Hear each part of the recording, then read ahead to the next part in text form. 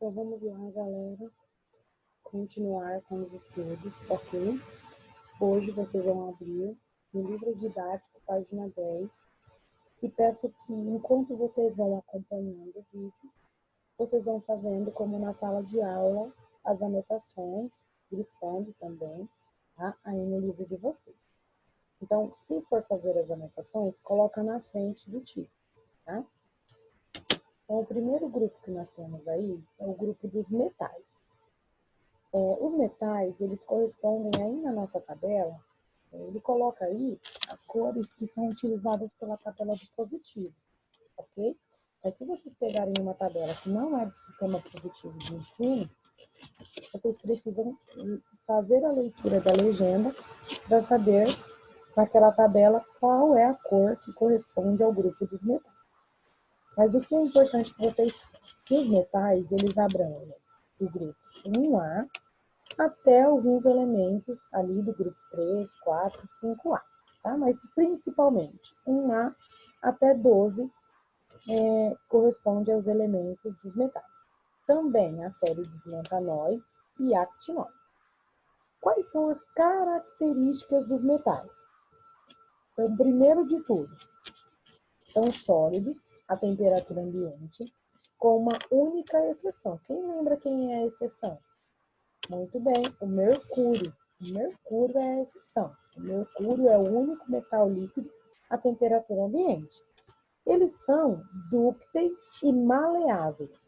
O que significa isso, professora? Significa que eles podem ser transformados em fios ou lâminas, ok? Eles possuem altos pontos de fusão e de ebulição, ou seja, para você derreter, você transformar um metal em líquido, você precisa de alta temperatura, tá? Por exemplo, o ferro, ele precisa de uma temperatura em torno de 2.000 graus, tá? São ótimos condutores de eletricidade e também de calor. E outra coisa super legal, né, que os metais têm, é que quando eles são polidos, eles possuem alto brilho. Mais uma das características, né, que ele traz aí para vocês no livro, página 11, é que os metais têm tendência de formar cátions. Quem lembra? Os elementos do grupo 1A perdem um elétron, 2A perdem 2 e 3A perdem 3. Então, a tendência que os metais têm é de perder elétrons, formando assim cátions. Segundo grupo, representado na tabela positiva pelos amarelinhos, os não metais. Todas as características dos não metais são praticamente contrárias dos metais, ok? Então, eles têm baixa condução elétrica e térmica, eles não formam cátions, ao contrário, os não metais têm a tendência de formar ânions, eles ganham elétrons, têm alta eletronegatividade, ok? São duros e quebradiços, né? Não tem brilho metálico. Então, todas essas características são contrárias às dos metais. Os semimetais, eles apresentam características intermediárias. Algumas classificações fazem a denominação de separação. Por exemplo, ele coloca o germânio, o antimônio e o polônio como metal e o boro, silício e arsênio como não metal. De acordo com a IUPAC, não deve ser feito isso. Então, para a IUPAC, que é quem faz, quem coloca as leis para a química, deve existir o grupo semimetais na tabela periódica, ok?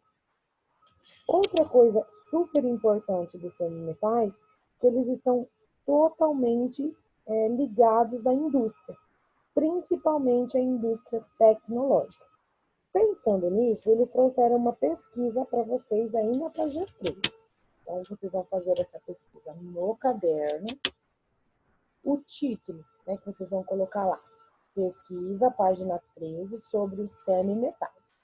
Professor, o que nós vamos pesquisar? Então, vamos lá.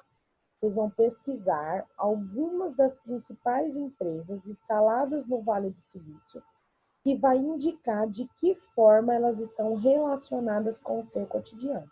Então, você vai pesquisar uma empresa, ver o que aquela empresa produz ou extrai e vai falar como que essa empresa está relacionada com o seu cotidiano, ok?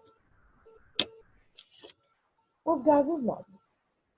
Como aí no livro de vocês não tem uma demonstração frisando os gases nobres, a professora pegou uma da internet. Então, no livro de vocês, os gases nobres são marcados com verde. O mais próximo, né, que eu achei foi esse azul aí. Então, saibam que todos aí do livro de vocês marcado com verde são os gases nobres. Quais são as características dos gases nobres? Principal de todas, alta estabilidade, ou seja, apresentam 8 elétrons na sua camada de valência. Existe uma exceção? Sim. Quem é a exceção?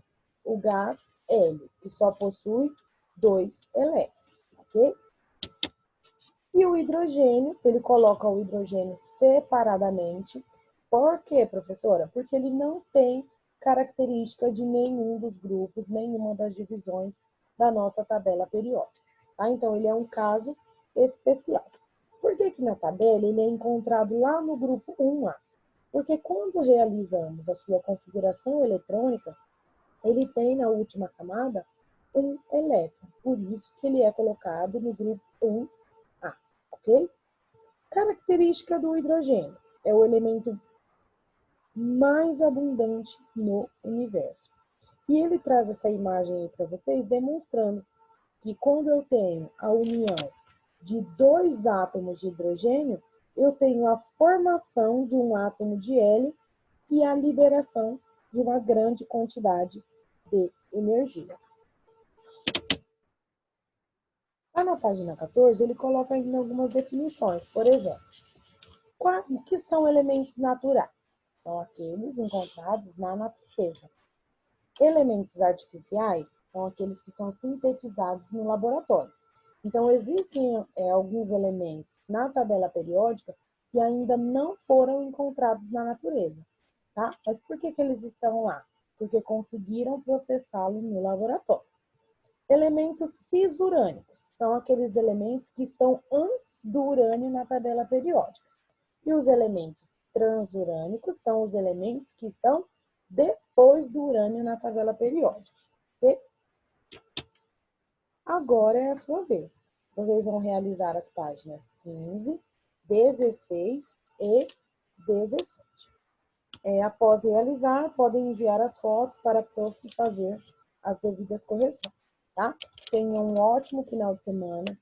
Queridos, quem não conseguir realizar essas atividades até hoje, no horário das 5 horas, pode deixar para enviar a partir de segunda-feira, tá bom? Vocês terão até a próxima aula para entregar, mas não precisa fazer a entrega no final de semana. Beijos e até a próxima aula.